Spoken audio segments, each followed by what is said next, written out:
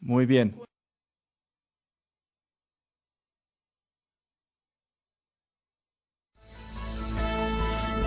Edición especial por el mundo. Unisabanaradio.tv.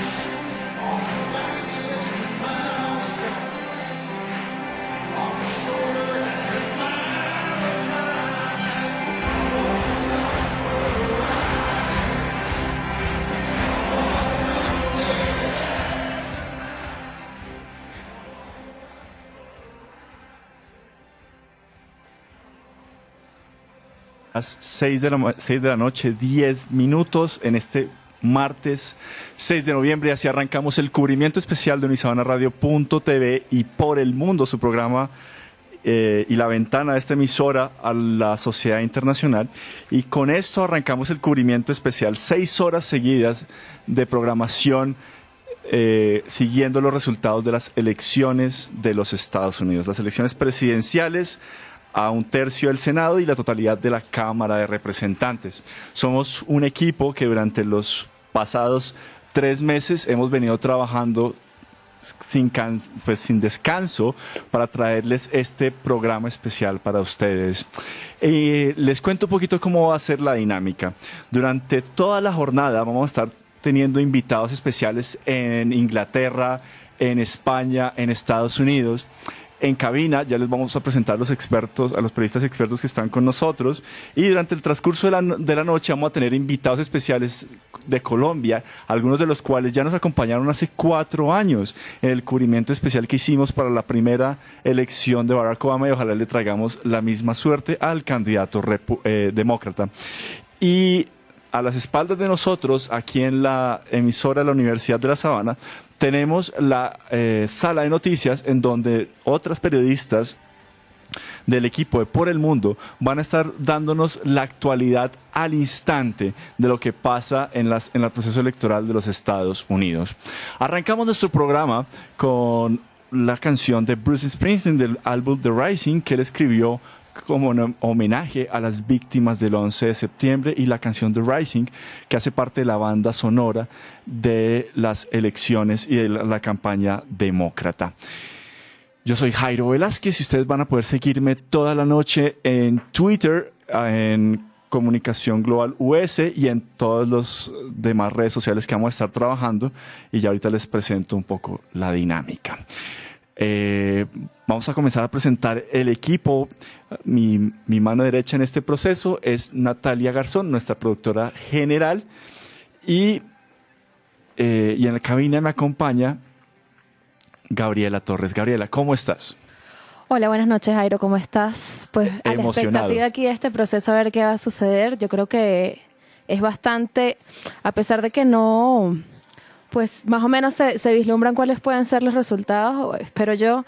Es un proceso bastante estresante que pues vamos a ver cómo se da estas 6 horas de transmisión continua. Muy bien. El profesor Nicolás Botero es nuestro experto de cabecera. Nicolás, ¿cómo estás? Hola Jairo, buenas tardes. Un saludo a todos, ¿cómo están? Bien, Nicolás, ¿qué podemos esperar?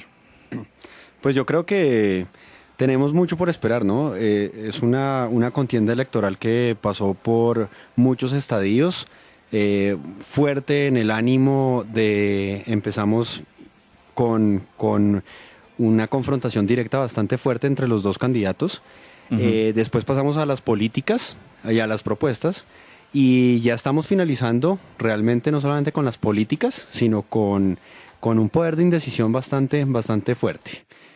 Hay mucho por esperar en estas nuevas elecciones. Hay candidato presidente, hay candidato que se mostraba muy fuerte, y vamos a ver qué pasa. Muy bien, exactamente estamos a 50 minutos de que se cierren las primeras cabinas de votación y hoy con mucha alegría le damos la bienvenida de nuevo a nuestro antiguo y ya egresado, gracias a Dios, antiguo editor general de Por el Mundo, Juan Fernando. Qué alegría tenerte aquí con nosotros en este cubrimiento. Buenas noches, Jairo. ¿Qué esperas del proceso?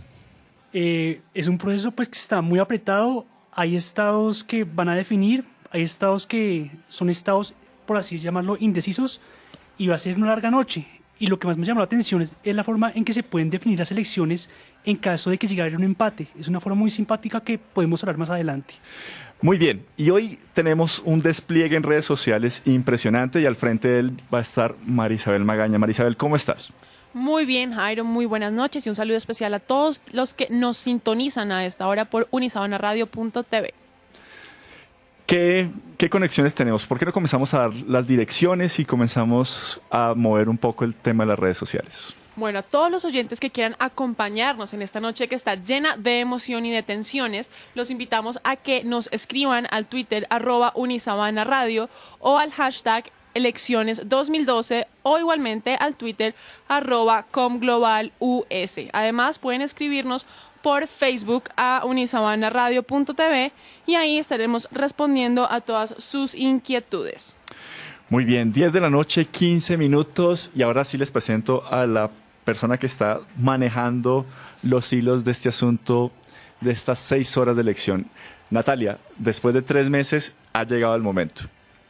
Muy buenas noches, Jairo. Aquí estamos desde el máster cubriendo con todos los programas que les vamos a mostrar, diferentes reportajes de los diferentes candidatos que tenemos, sus propuestas, sus diferentes relaciones con diferentes personas. También vamos a tener mucha música, entrevistados, corresponsales internacionales, New York, Londres y España. Entonces, pues a todos invitarlos a que sigan acá conectados por el mundo hasta la medianoche. Bien, y les voy a presentar también a las otras 3 periodistas que tenemos en nuestra sala de noticias que van a estar haciendo todo el cubrimiento durante esta semana. Arrancamos con Marcela. Hola, Marcela. Marcela Durán. Ustedes van a estar encargadas de todo el tema de las encuestas y resultados a pie de urna, ¿no es cierto? Así es, Jairo. Buenas tardes. Pues ya somos 4 en el equipo, revisando diferentes medios, revisando, apenas salga un resultado, pues estaremos informando inmediatamente quién es el ganador en cada estado. Bien, ustedes tienen establecido un mecanismo de funcionamiento. ¿Cómo es? Bueno, la idea es que cada uno, como digo, está analizando y está monitoreando diferentes medios y para poder así estar en el momento que es, comparando los resultados, que no haya problemas de que un medio da una información no verídica, e inmediatamente pues les pasamos a ustedes el dato y les estaremos informando a los oyentes. Nicolás, la idea es evitar de nuevo un Florida 2000, ¿no es cierto? Sí, evidentemente. Ahora estamos en el mundo de las redes sociales e intentar evitar que esto pase. La otra periodista de la sala de noticias es Miriam Castellanos. Miriam, ¿cómo estás? Hola Jairo, ¿cómo estás? ¿Cómo están todos? Muy buenas noches. Bueno, muy bien. ¿Qué expectativas tienes frente a esto? Pues bueno, ya todos sabemos que la competencia está como muy reñida. El voto latino puede definir lo que es lo que va a ser el futuro de los Estados Unidos y pues muchas decisiones que se van a tomar respecto a muchas problemáticas que hay ahorita en el mundo. Yo creo que todos los ojos están puestos en estas elecciones y de verdad bendecir a los Estados Unidos, que gane el mejor y bueno, esperemos lo mejor para todos. Muy bien. Y por último, tenemos el miembro más joven del equipo. Es Ana Gabriela Leca. Ana Gabriela, tu función especial de este cubrimiento van a ser casi que estar pendiente de los videos y ver cuál es la alimentación de este tipo de productos durante la noche, ¿no es cierto? Sí, buenas noches. Para eso vamos a estar viendo varios noticieros por online simultáneamente para ver qué es lo que están diciendo acerca de las elecciones y poder sacar los audios y presentárselos a ustedes. Juan, hace 4 años cuando hicimos este cubrimiento y tú estabas en segundo, tercer semestre, con tantos medios no lo hubiéramos logrado, ¿no es cierto? No, y las redes sociales, medios y redes sociales más que todo. Ajá. ¿Cómo has visto el panorama hasta ahora? El panorama en cuanto a resultados, pues en cuanto a... Bueno, resultados empiezan a las 7, pero ¿cómo ves el movimiento en redes sociales? El movimiento lo he visto muy activo, principalmente los medios más importantes de Estados Unidos, CNN, New York Times, Washington Post, están muy pendientes. También hay unos influenciadores, unos periodistas muy importantes que ya están empezando a decir cosas sobre lo que puede llegar a pasar. Pues muy bien, no vamos a perder tiempo y vamos a las 6 de la tarde, 6 de la noche, 6 de la tarde, o como maneja Sheldon Cooper, el briefing, 6 de la tarde y 19 minutos, y vamos directamente con nuestro primer invitado internacional. Desde Londres nos acompaña Manuel Barrera Vaquero. Manuel, ¿cómo estás?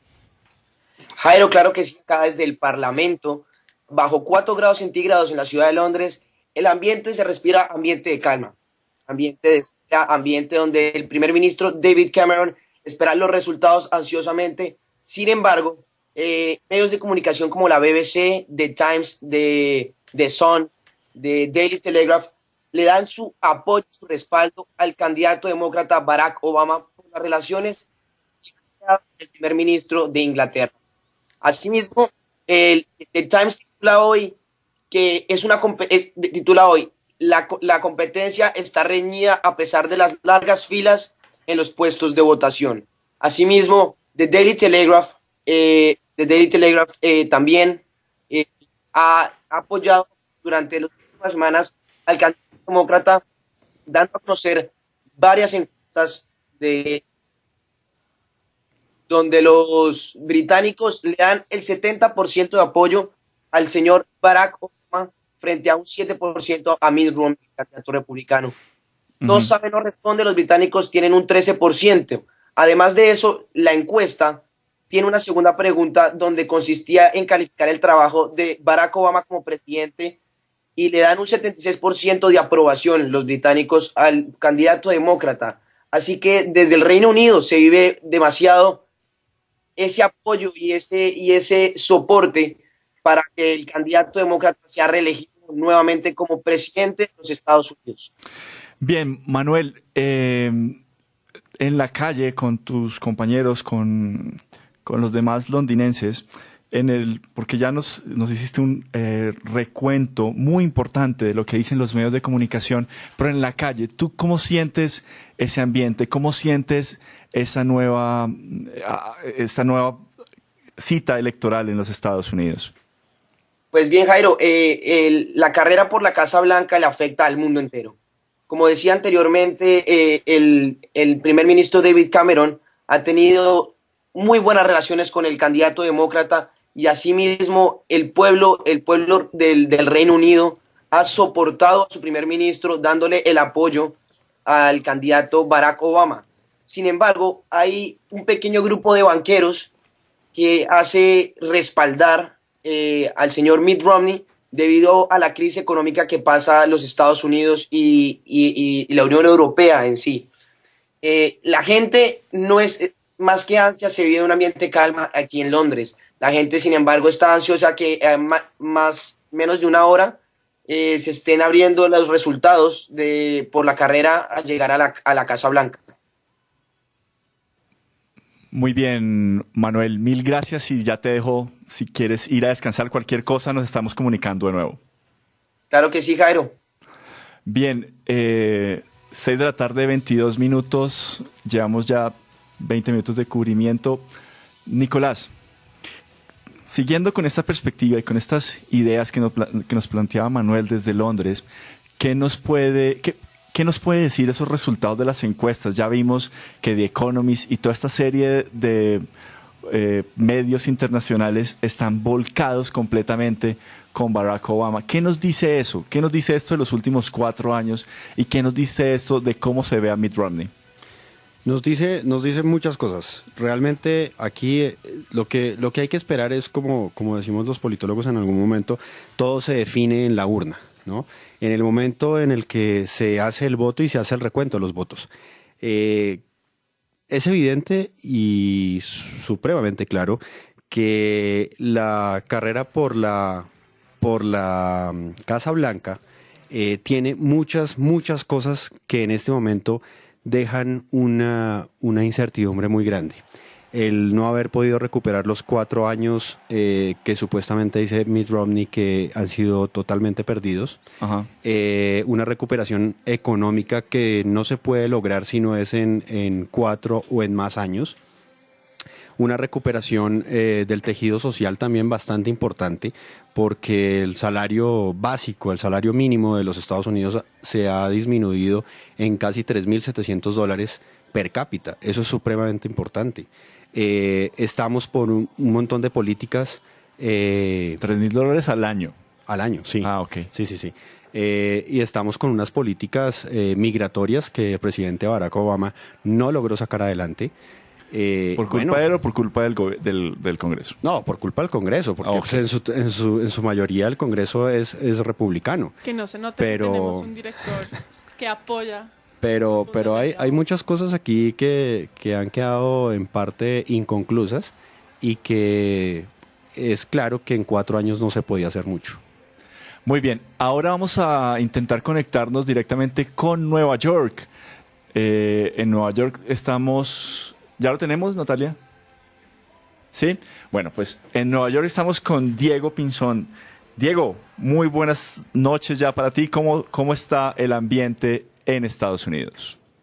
Hola Jairo, buenas tardes. Y bueno, efectivamente aquí desde Estados Unidos estoy en la ciudad de Bristol, en el estado de Connecticut, a aproximadamente 2 horas de Nueva York.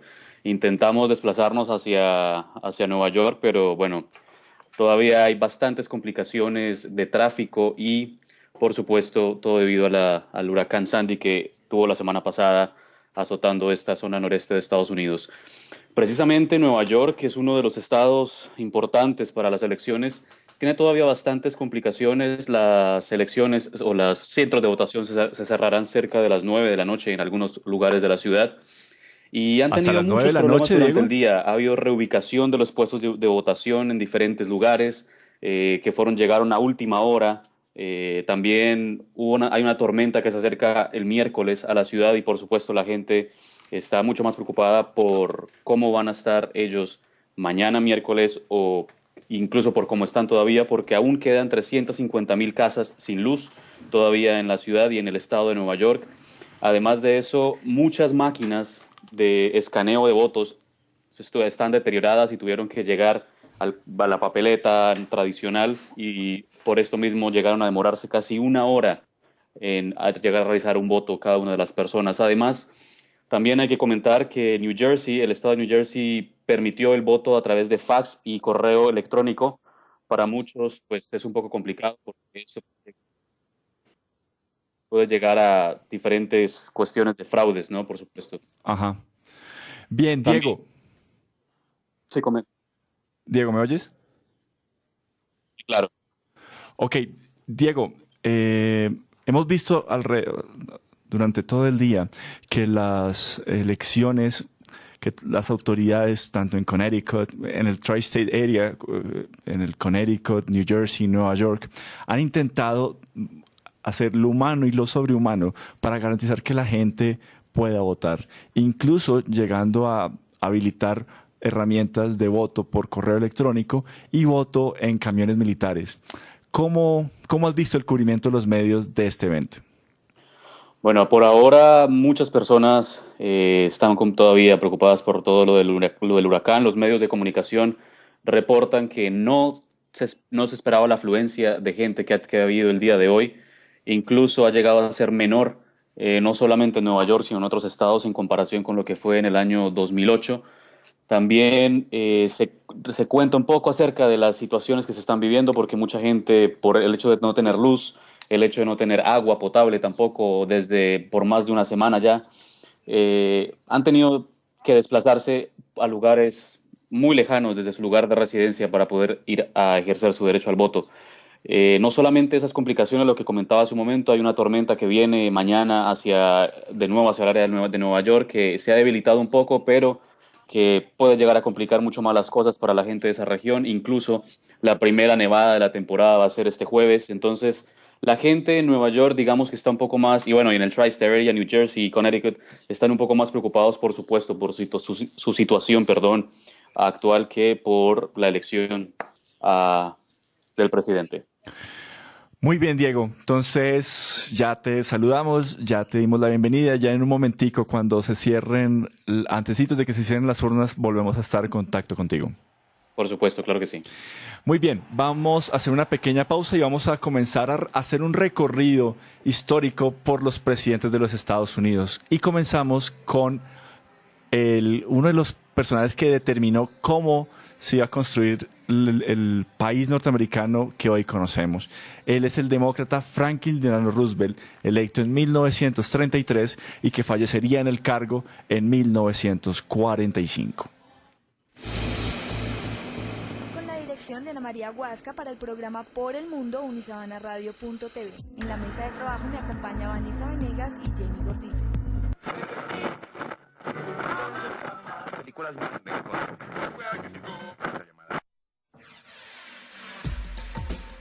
¿Sabía usted qué personaje fue elegido presidente de Estados Unidos en 4 oportunidades?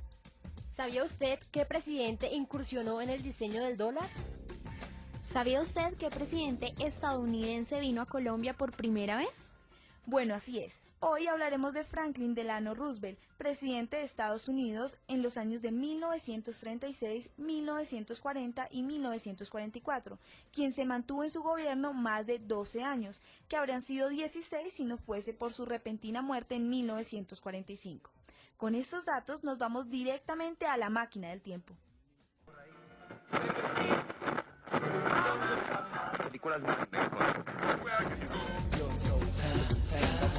Franklin Delano Roosevelt nace en Hyde Park, Nueva York, el 30 de enero de 1882. Sus padres, James Roosevelt y Sarah Delano, familias de gran tradición en Estados Unidos. Este personaje se graduó de Groton School de Massachusetts el 25 de junio de 1900 a sus 18 años.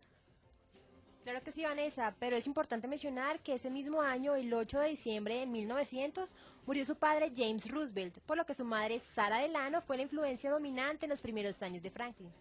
Bueno, pero cambiando un poco de tema y desviándonos hacia el lado académico, Vanessa, ¿qué estudios realizó el expresidente Roosevelt? Ana María Roosevelt, el 24 de junio de 1903, recibió una licenciatura en Historia en la Universidad de Harvard y un año más tarde entró en la Escuela de Derecho de Columbia. Mientras él se encontraba estudiando en Harvard, Theodore Roosevelt se convirtió en presidente y su estilo de gobierno a su vez se volvió en un modelo para Franklin. En 1903, Roosevelt conoció a su futura esposa, Eleanor Roosevelt, sobrina de Theodore Roosevelt, en una recepción que se desarrolló precisamente en la Casa Blanca.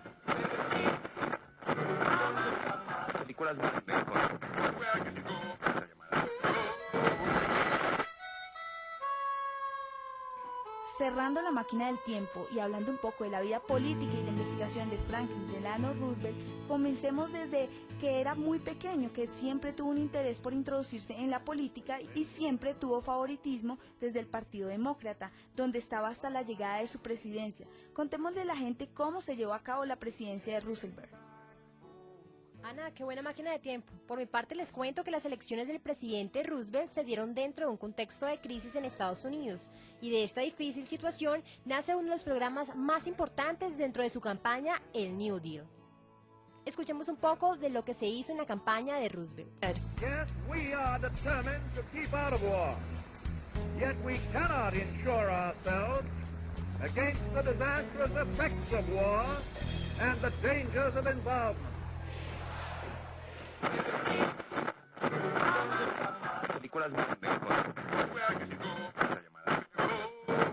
aclarar que el presidente Roosevelt se presentó a la candidatura por el Partido Demócrata.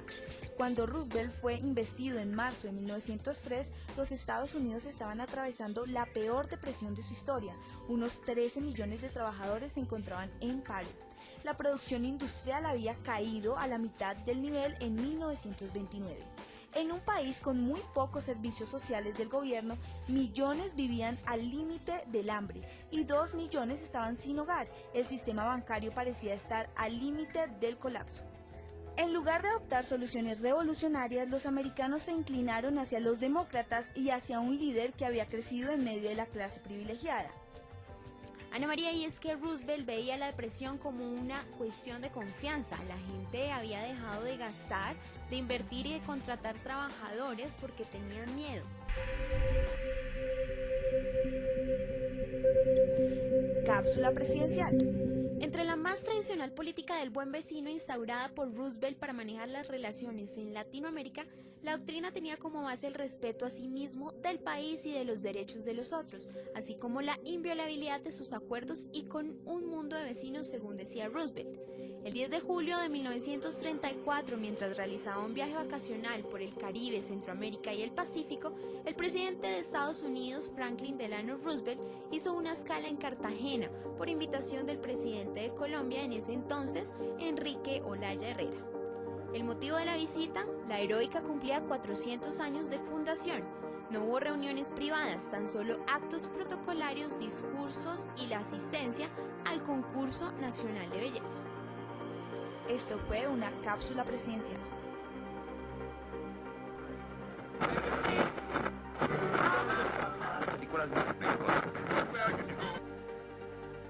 Hasta. If everybody had a nose across the USA, then everybody'd be served like California. You'd see them wearing their baggies. Estás escuchando unisabanaradio.tv, emisora virtual de la Universidad de La Sabana.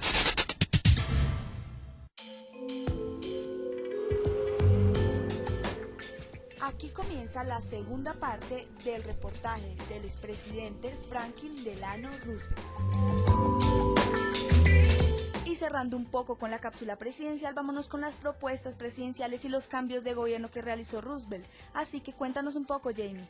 Claro que sí, Ana. En el primer discurso del presidente Franklin D. Roosevelt dijo, abro comillas, en la esfera de la política mundial, yo dedicaré esta nación a la política del buen vecino. El vecino que de modo resuelto se respeta a sí mismo y al hacerlo a los derechos de los otros. El vecino que respeta sus obligaciones y respeta la santidad de sus acuerdos en y con un mundo de vecinos. Cierro comillas. Esto permitió al país recuperar la confianza, pero en el terreno estrictamente económico no consiguió relanzar el crecimiento hasta que la Segunda Guerra Mundial en 1939 hasta el 45 puso en marcha el rearme norteamericano. Gracias, Jamie. Vale aclarar que en el discurso inaugural de su toma de posesión, Roosevelt no adelantó propuestas específicas, pero sí dio satisfacción a los anhelos nacionales de esperanza y recuperación al afirmar confiado que los únicos que debemos tener miedo es el miedo a nosotros mismos. Ahora vámonos con la cápsula presidencial. Cápsula presidencial. En 1869 el presidente Franklin Delano Roosevelt ordenó que apareciese en el billete de $1 norteamericano la pirámide truncada con el triángulo y el ojo que todo lo ve. Esto fue una cápsula presidencial.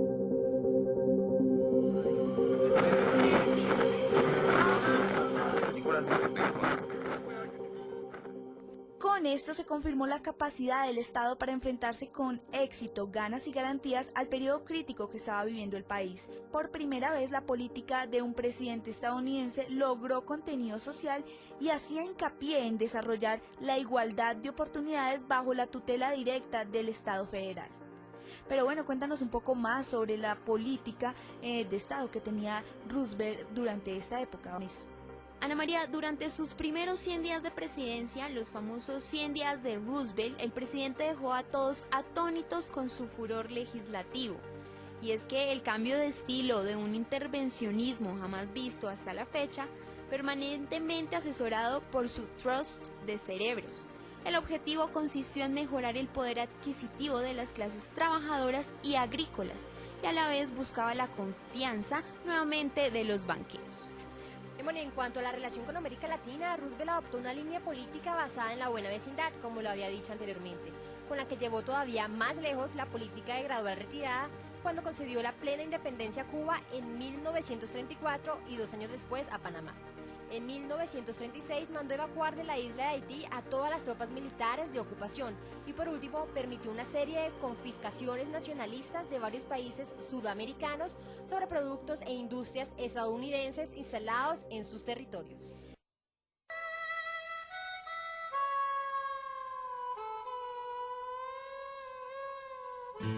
De lo único que debemos tener miedo es del propio miedo. Siempre se debe preferir la acción a la crítica. Si tratas a las personas bien, te tratarán bien, el 99% del tiempo. La nación que destruye su suelo se destruye a sí misma. Estas fueron una de las frases más brillantes del político estadounidense Franklin Roosevelt, quien cambió la esencia misma de la política estadounidense, ampliando el papel del gobierno federal y garantizando así un marco estable para un desarrollo económico y social más equilibrado que permitiera elevar al país al primer puesto en la política mundial. Toda la información utilizada en este reportaje ha sido sacada de la biblioteca del presidente Franklin Delano Roosevelt y de la Casa Blanca.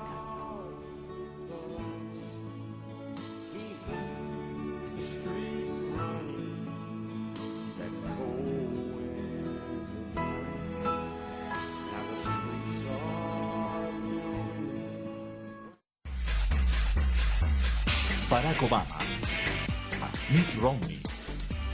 Elecciones presidenciales de los Estados Unidos 2012.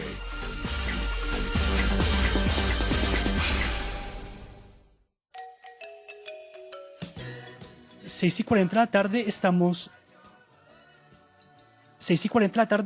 en Por el Mundo de Unisabana Radio.tv. Acabamos de escuchar un reportaje sobre el expresidente de Estados Unidos, Franklin Delano Roosevelt, y ahora vamos con un invitado especial en España, Manuel González Bernal. Buenas noches, Manuel. Sí, buenas noches. Doctor González, ¿cómo ha estado? Bien, muchas gracias. ¿Ustedes cómo les ha ido? Muy bien, aquí estamos a la expectativa por el nuevo presidente de Estados Unidos, por las elecciones. Sí, es una expectativa mundial, ¿no? Para comenzar, le quiero preguntar qué expectativas han habido en España sobre estas elecciones, sobre el candidato Mitt Romney y el presidente Barack Obama, candidato demócrata.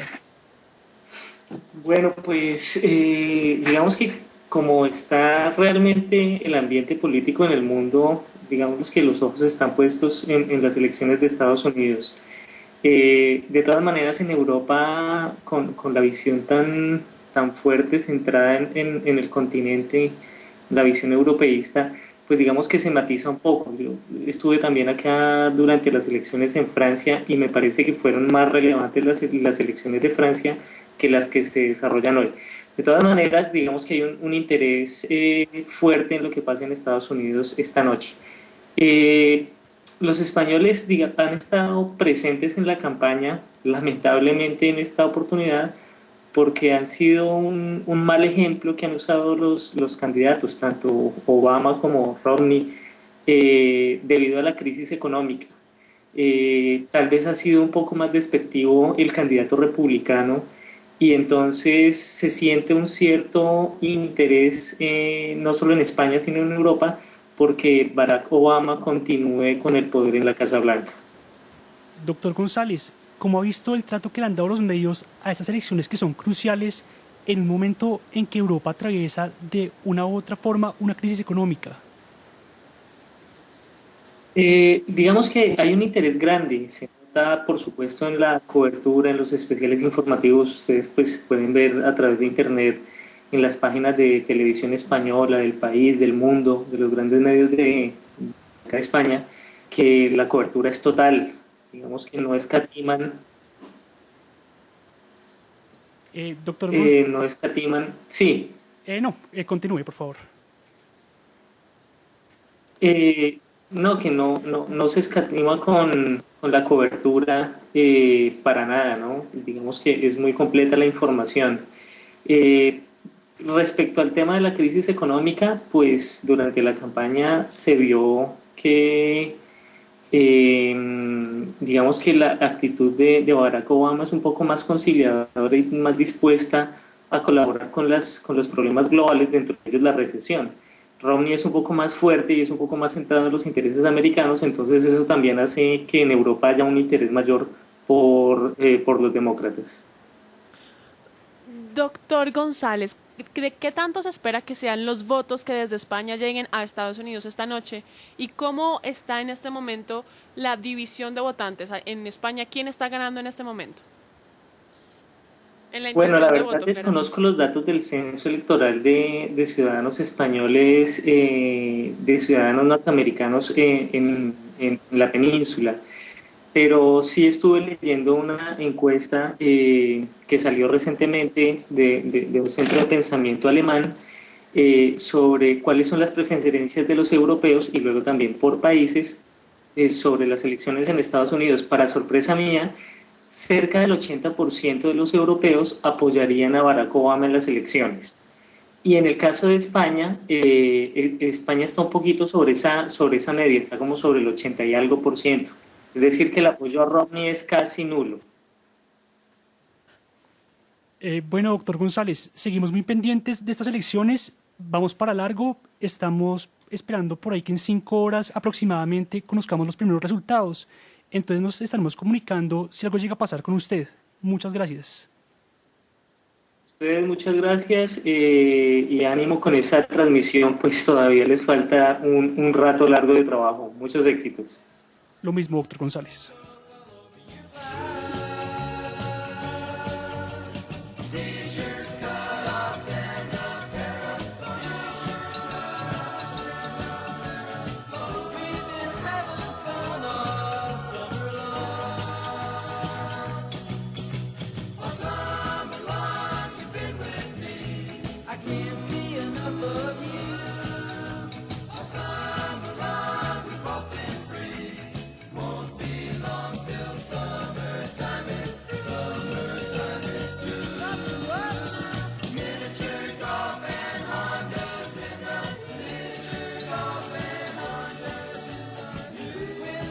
Ya va.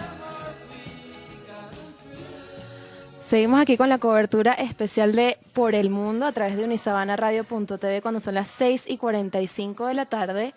Yo creo que es una duda que puede tener, muy válida, que podemos tener todos nosotros que no tenemos un sistema electoral como el de Estados Unidos, de cómo se manejan las votaciones en Estados Unidos. O sea, ¿qué están votando hoy? Bueno, sabemos que están votando por el presidente, pero ¿en qué se traducen esos votos que están, pues, haciendo llegar el público estadounidense a las urnas? Exacto, pues lo primero que tenemos que tener bastante claro es que no estamos en un proceso electoral directo, en donde yo voto por alguien y ese alguien queda electo, sino que yo voto en un sistema electoral representativo, en donde lo que yo elijo es un representante y ese representante termina dando un voto que es al final el voto definitivo.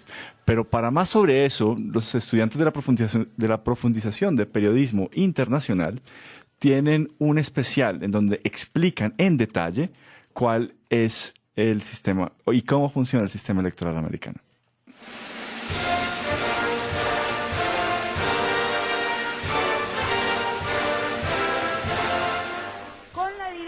De Ana María Huasca para el programa Por el Mundo unisabanaradio.tv y en la mesa de trabajo Vanessa Venegas y Jamie Gordillo. Damos inicio a un nuevo programa de Por el Mundo, ya que el próximo 6 de noviembre Estados Unidos se prepara para elegir a quien será su presidente. En esta ocasión hablaremos del sistema electoral de Estados Unidos. Aquí le presentamos toda la información que usted debe conocer para comprender el sistema electoral de este país. Además hablaremos de qué se tratan las elecciones generales y primarias, qué son las convenciones, qué función cumple el colegio electoral y muchas claves que le servirán para entender las elecciones. Con estos datos damos inicio a nuestro programa.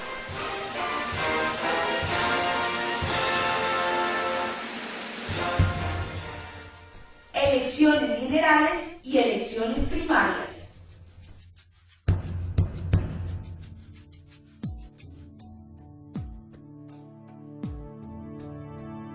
En Estados Unidos las elecciones presidenciales se celebran cada 4 años, el primer martes de cada noviembre.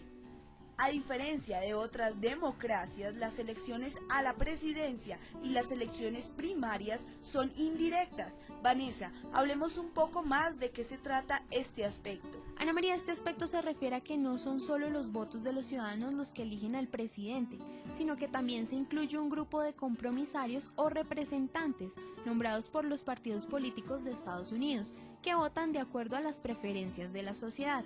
Los llamados compromisarios en el caso de las elecciones primarias se denominan delegados y en el caso de las elecciones a la presidencia se denominan electores.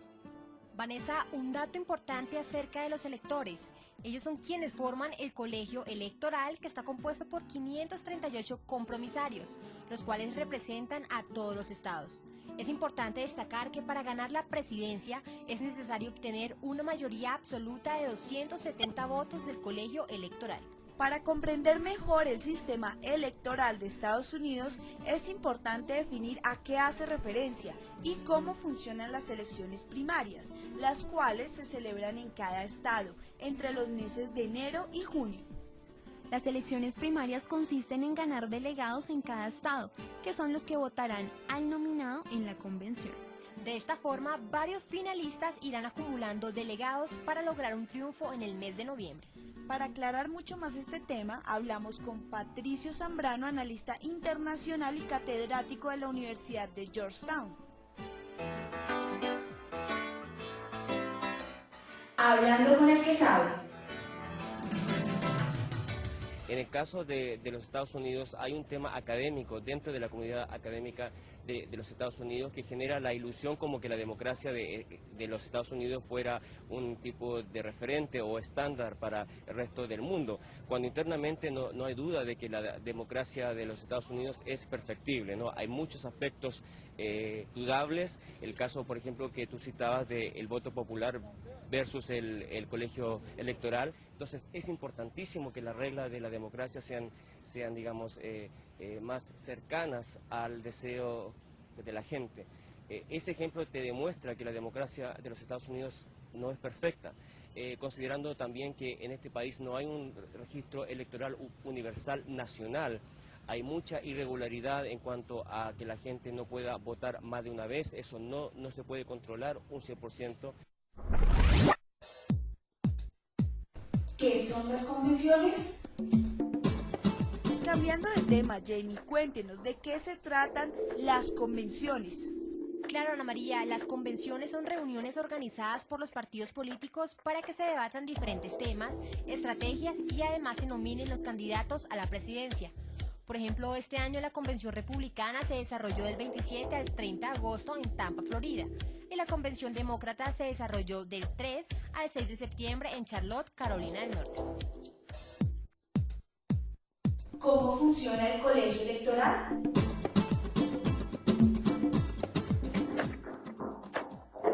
Ahora hablemos de la función que cumple el colegio electoral. Vanessa, cuéntenos más detalles sobre este aspecto. Ana María, el colegio electoral es un grupo de compromisarios que se encarga de votar por el presidente y vicepresidente en nombre de los ciudadanos. Los electores nombrados por los partidos en cada estado se comprometen a votar por el candidato de dicho partido si éste obtiene la mayoría del voto popular. Vanessa, es importante destacar que cada estado tiene un número de votos electorales igual al de sus congresistas, es decir, que en total hay 538 y para poder llegar a la Casa Blanca son necesarios 270.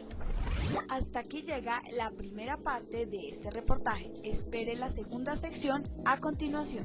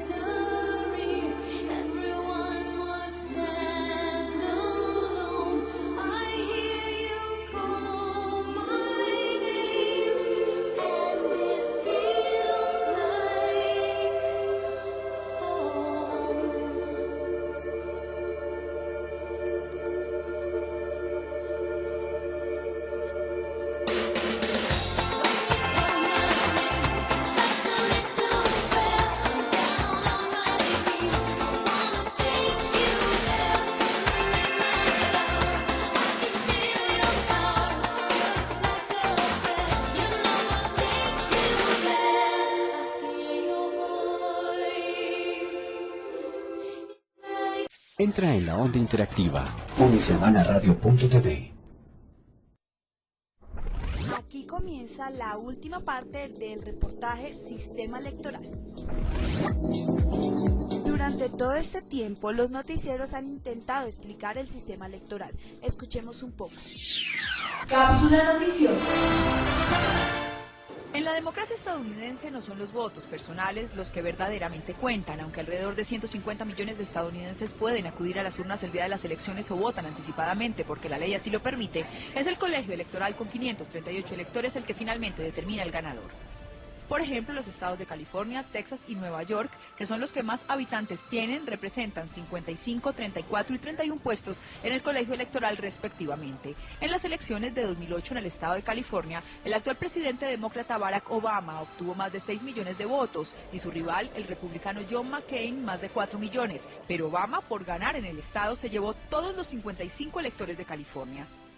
Así, quien logre por lo menos 270 de los 538 votos electorales es el nuevo presidente de los Estados Unidos. El caso más representativo de este sistema indirecto de votación fue en las polémicas elecciones de hace 12 años, cuando el republicano George Bush y el demócrata Al Gore se enfrentaron por la Casa Blanca. Ese año, Gore ganó el voto popular, pero Bush tuvo más votos en el colegio electoral.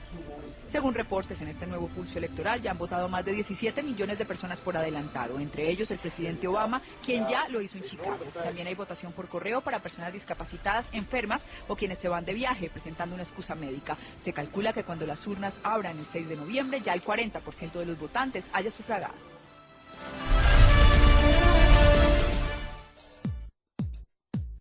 Proceso de votación.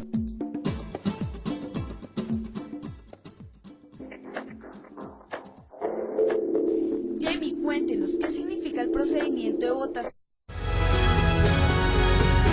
Último minuto por el mundo. unisabanaradio.tv.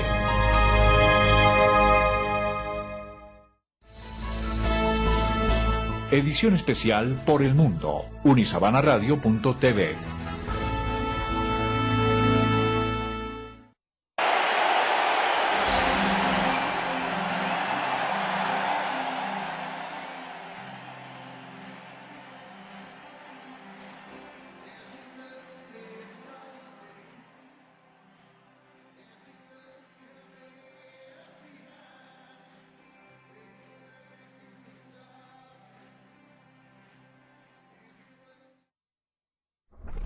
Aquí comienza la última parte del reportaje Sistema Electoral.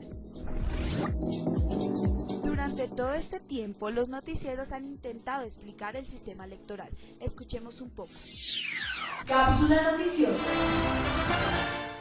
En la democracia estadounidense no son los votos personales los que verdaderamente cuentan, aunque alrededor de 150 millones de estadounidenses pueden acudir a las urnas el día de las elecciones o votan anticipadamente porque la ley así lo permite. Es el colegio electoral con 538 electores el que finalmente determina el ganador.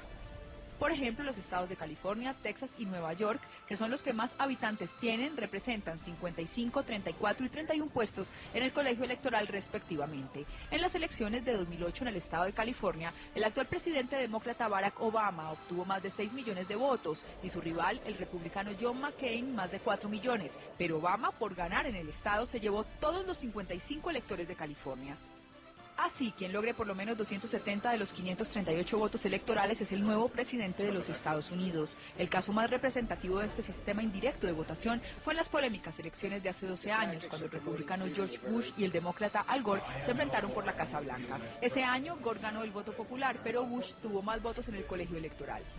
Según reportes, en este nuevo pulso electoral ya han votado más de 17 millones de personas por adelantado, entre ellos el presidente Obama, quien ya lo hizo en Chicago. También hay votación por correo para personas discapacitadas, enfermas o quienes se van de viaje presentando una excusa médica. Se calcula que cuando las urnas abran el 6 de noviembre ya el 40% de los votantes haya sufragado.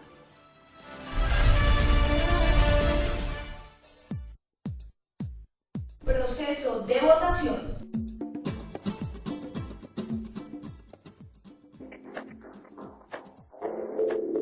Jamie, cuéntenos, ¿qué significa el procedimiento de votación en Estados Unidos? Ana María, cuando un ciudadano vota por su candidato a presidente, esta persona está votando realmente para instruir al elector de su estado hacia dónde debe ser dirigido su voto en el colegio electoral. Por ejemplo, si un ciudadano deposita su voto por el candidato del Partido Republicano o Demócrata, realmente esta persona está ordenando al elector de su estado para que vote por ese candidato en la reunión de electores en el colegio electoral. Adicionalmente, quien gane el voto popular en un determinado estado conseguirá el respaldo de los electores y por esa razón los votos estatales a ese candidato y su partido. Pero mire, Jamie, el sistema electoral de Estados Unidos aún presenta bastantes críticas. Por eso entrevistamos a Juan Antonio Zacaluca, analista internacional español, y que nos comenta sobre las principales dificultades que tiene este formato electoral. Hablando con el que sabe. Estados Unidos tiene básicamente el mismo sistema electoral de hace 200 años. No es razonable. La 12ª enmienda modificó parcialmente eso, pero no lo ha modernizado completamente.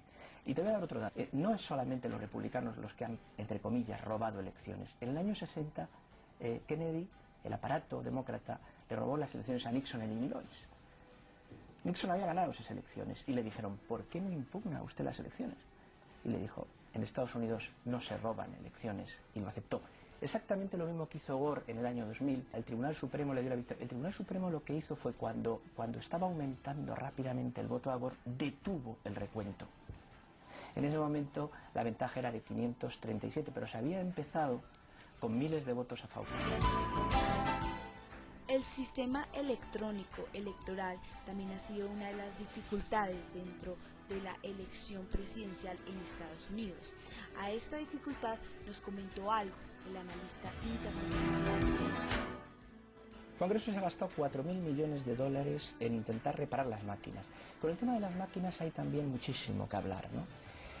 Las máquinas pertenecen a 3 empresas. En muchas de esas empresas tienen intereses políticos candidatos. En Estados Unidos se ha dado a llegar el caso de, en una elección, las máquinas que contaban los votos eran de una empresa en la que era accionista uno de los candidatos. Imaginaos que hubiera pasado en España si eso hubiera ocurrido. Pero eso pasa en Estados Unidos y se sabe. Y los nombres, por ejemplo, uno de ellos es Chuck Hagel, que por cierto le he visto en alguna quiniela que sería uno de los republicanos a las que podría convocar Obama. Es una persona bajo sospecha. Pero es verdad, hay muchísimos problemas con las máquinas. Las máquinas no tienen garantía sobre ataques de hackers o piratas informáticos. Las máquinas han fallado y a día de hoy todavía no se puede conseguir que las máquinas den un recibo al elector para que no le pase lo que a la famosa señora del año 2000 en Florida, que había votado a Gore y le salió que su voto era para Buchanan, el candidato ultraconservador. Mira, para que os hagáis una idea de hasta qué punto llega la cosa, el New York Times, desde el mes de mayo hasta aquí, ha publicado 8 editoriales diciendo... Último minuto por el mundo. Unisabanaradio.tv. Bueno, 7 de la noche, 1 minuto, y arrancamos con los resultados, mis queridos amigos. Ya tenemos dos estados que la CNN proyecta los resultados. Primero es Vermont con 3 votos electorales y se le proyecta vencedor a Barack Obama. Y Kentucky con 8 votos electorales, y hasta el momento se han escrutado poco más de 70,000 votos, va como ganador a Mitt Romney. Entonces, arrancamos la cuenta regresiva, Marisabel. Sí, sin duda alguna, ya desde este momento empezamos entonces a ver cómo se están revelando los votos en los estados, en los diferentes estados, en 2 específicamente de los que has dicho.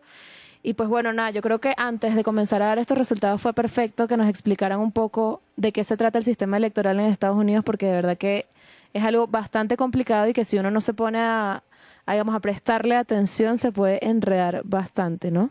Exacto, entonces miren, la proyección en este momento, vamos en 4% de los votos. O sea, lo que dice CNN es que van a escrutar el 4% en Kentucky y el 5% en Indiana, un estado muy importante. Y en ambos lleva la delantera el candidato republicano Mitt Romney, casi doblando en los votos al presidente Barack Obama. Son las 7 de la noche y ya se cerraron los centros de votación en varios puntos de la costa este de los Estados Unidos. Y nuestra sala, todavía no está lista nuestra sala de noticias. Bueno, entonces, ¿con qué vamos, Natalia?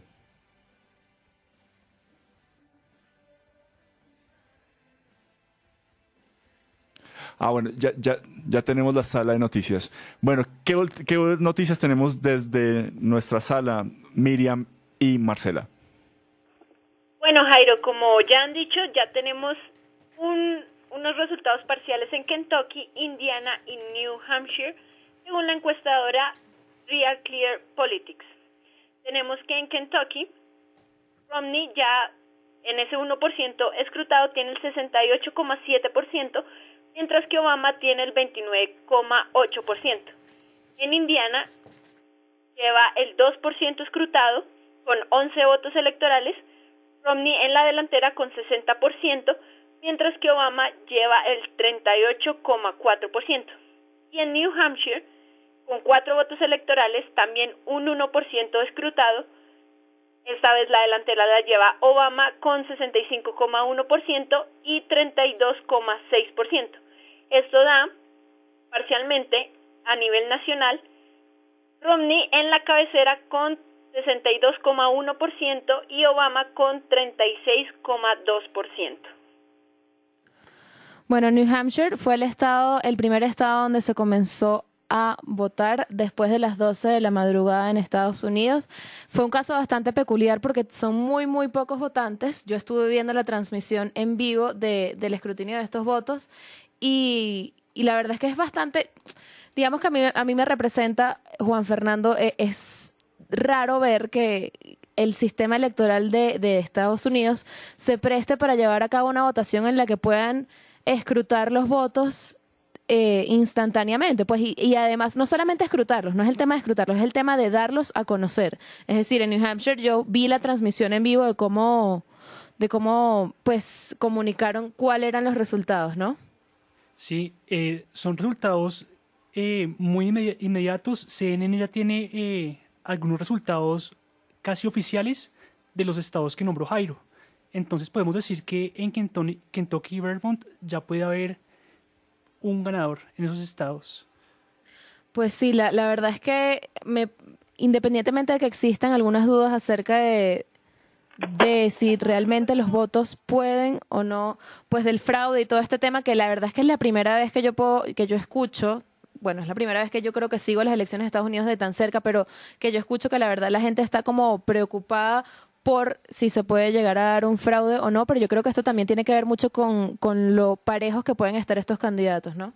Y también tiene un poco que ver con que estas son de las primeras elecciones en muchos años en Estados Unidos en las que los dos candidatos tienen posiciones diametralmente opuestas y que generan una gran división en el pueblo norteamericano.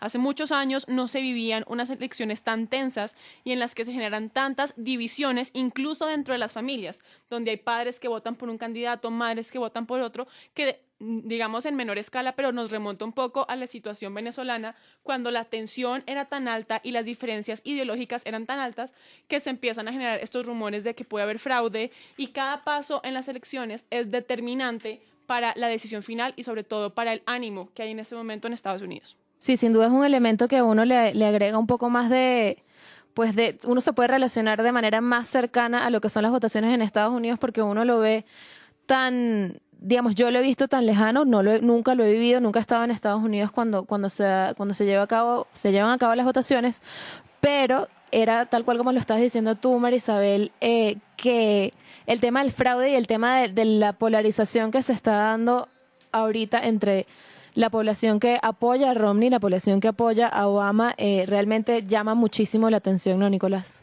Sí, pero también hay que hacer claridad que no es la primera vez que hay un pool de abogados preparado para impugnar las elecciones.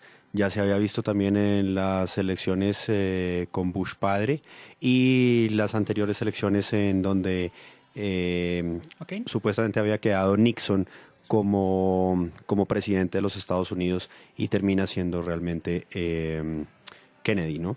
Entonces ya hay un largo proceso hay un en precedente esto. Ya hay un precedente importante y bueno, tenemos que esperar. Yo preferiría no lanzarnos a esas hipótesis de la forma en la que los abogados van a salir a impugnar las elecciones, sino preferiría tener resultados un poco más concretos, porque en este momento es muy vago lo que tenemos. Quizás hasta este momento podamos llegar a tener solamente los resultados de los votos electrónicos y de los que ya han ido votando, como el presidente Obama se adelantó. Y dejando a un lado por este momento un poco los resultados, porque la verdad es que tenemos apenas 12 estados de los 50 que tiene Estados Unidos, hablemos un poquito ahora de las políticas interiores que proponen cada uno de los candidatos. Nicolás, ¿cómo ves tú esas propuestas?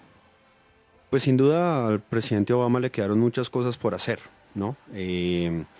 Falta la reforma al Medicare, falta la reforma a la inmigración, voto decisivo en la parte de migración, la recuperación económica es fundamental. Hay cosas de seguridad, por ejemplo, en política exterior, por ejemplo, la parte de seguridad y la defensa, que le queda sin un precedente realmente desde el punto de vista de cómo va a ser para conseguir el dinero a Mitt Romney. Y bueno, una estabilidad que no se podría recuperar el país en 4 años.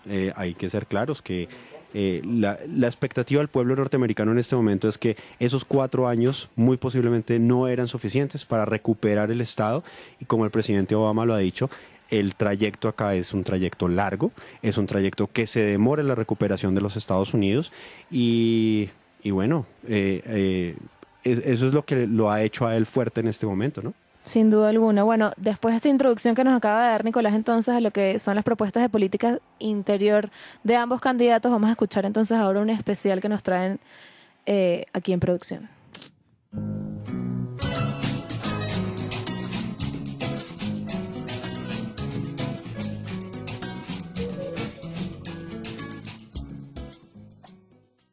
Yes, we can to opportunity and prosperity. Yes, we can heal this nation. Yes, we can repair this world. Yes, we can. Barack Obama llega a la presidencia de Estados Unidos el 4 de noviembre de 2008, convirtiéndose en el primer afroamericano en ser elegido mandatario de este país. En su discurso de victoria hecho en el Grand Park de Chicago, proclamó que el cambio había llegado a los Estados Unidos. It's been a long time coming, but tonight, because of what we did on this day, in this election, at this defining moment, change has come to America. Yes, yes, yes, it's time. We all come together. Ha ha! Barack Obama. Yes, we can be. Barack Obama. Barack Obama. Barack Obama.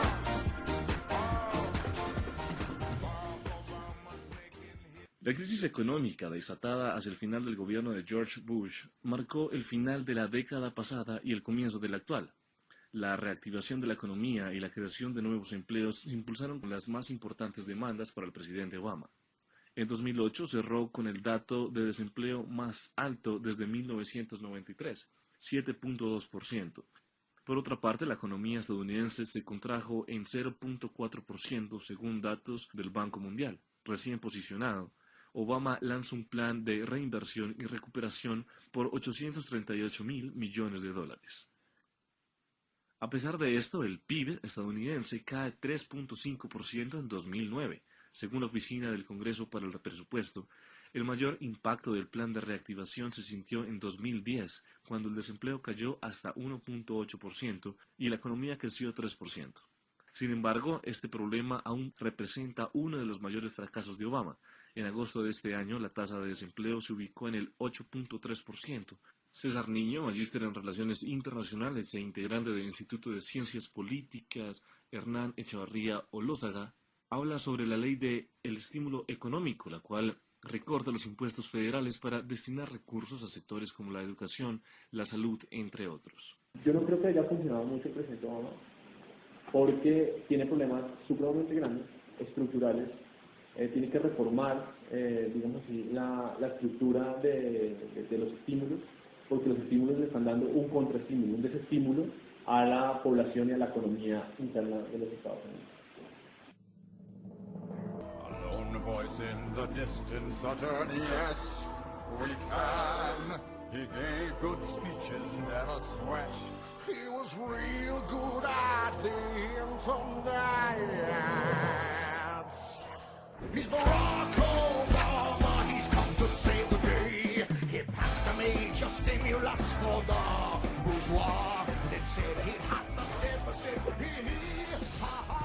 Stop unemployment, money died. Además, la crisis económica, los altos precios de la gasolina han sido también un gran dolor de cabeza para el presidente Obama. Aunque el país está cerca de recuperar su autosuficiencia energética, perdida en 1952, el precio de la gasolina subió cerca del 9% entre julio y agosto de este año. En cuanto a la asistencia en salud, para 2008 alrededor del 14% de la población no contaba con ningún tipo de cobertura sanitaria. Para contrarrestar esta situación, Obama firmó la Ley de Protección al Paciente y Cuidado de Salud Asequible, el 20 de marzo de 2010. Otra de las promesas de Obama como candidato se basa en la protección y el fortalecimiento del seguro social. El mandatario impulsó la Ley de Recuperación, que buscó dar apoyo económico a jubilados, a discapacitados y beneficiarios de la seguridad social. El 25 de enero, el presidente Obama promulgó el discurso State of Union. En este puso en relieve la importancia de la seguridad social. To put us on solid ground, we should also find a bipartisan solution to strengthen Social Security for future generations.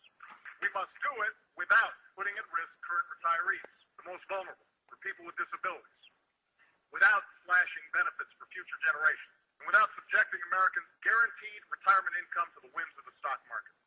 Sir, we've got a situation. Pirates.